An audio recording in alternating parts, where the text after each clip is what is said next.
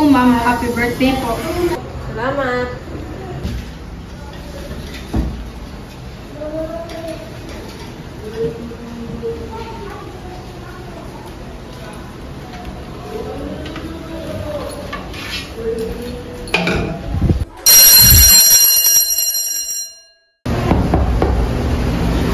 Excuse me, Miss Reyes, pwede ba tayo mag-usap? Sandali lang, pas, kakausapin ko muna si Miss Ramos.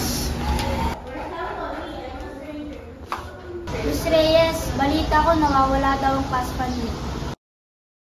Miss Reyes, paano nawala ang class fund niyo? Ganito po kasi ang nangyari.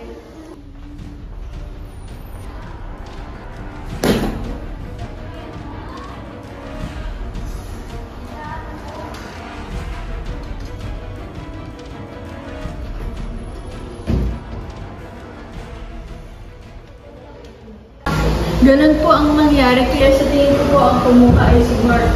This is a serious matter. Kailangan natin na patawag ang tatay niya. Magandang araw po. Ba't niyo po ako pinatawag? Ang anak niyo po kasi nagnakaw ng nawawalang class fund. Ano po? Di yan magagawa ng aking anak. Ito, Mark. Opo, tay, hindi pa ako magnanakaw. May nakikita na sa'yo, teacher, kaya huwag mo na itanggi.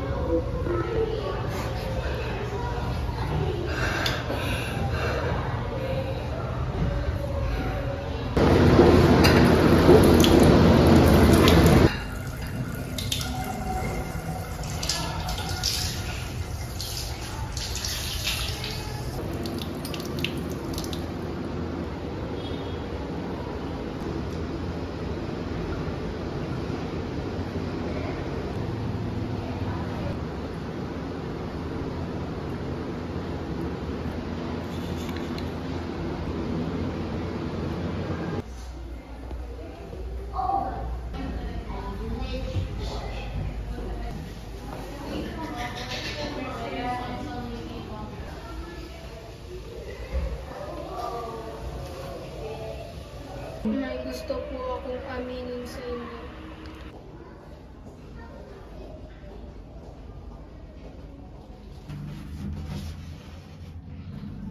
Miss Ramos, Miss Reyes, ako po talaga yung kumuha ng class fund.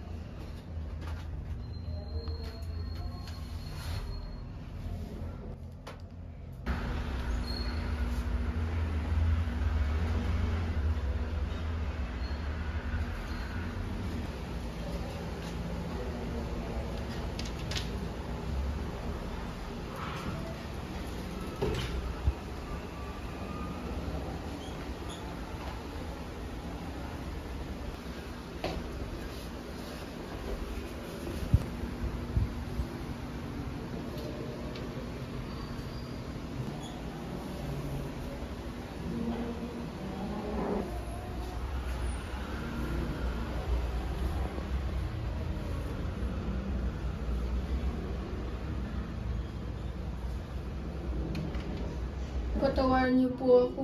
Wala pong kasalanan si Mark. Natukso po ako kasi may sakit ang aking nanay at wala pong pambili ng gamot. Friend, ba't mo nagawa yun? Napagbintangan ko pa si Mark. Sana ay nagsabi ka para natulungan ka namin. Oo nga, teka, ate papatawag ko si Mark.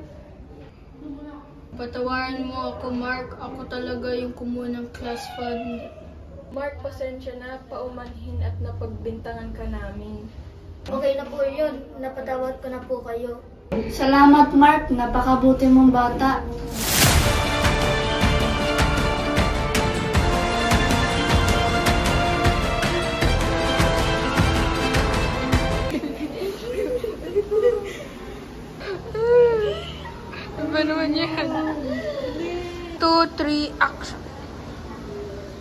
Uy, 1, 2, 3, action.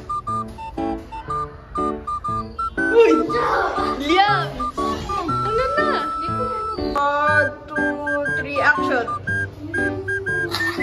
1, 2, 3, action. Maganda ko mag... 1, 2, 3, action. Ang anak ko po kasi ay 1, 2, 3, action. may nakikita sa yung teacher. This is a serious matter. Ito ang bubuhay si Mark. This is a serious matter. Wait lang nga. 3, action. Ano po? Di yan man. 3, action. Ano gagawin? Action. Po ako. Wala pong kasalanan si Mark. Natukso po ako dahil wala po. I mean, 1, 2, 3, action. May nakikita sa yung teacher. Wait lang. 1, 2, 3, action. Action.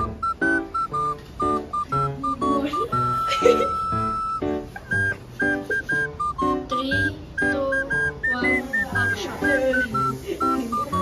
1, 2, 3, action. Action. 2, 3, action. magandang araw. 1, 2, 3, action.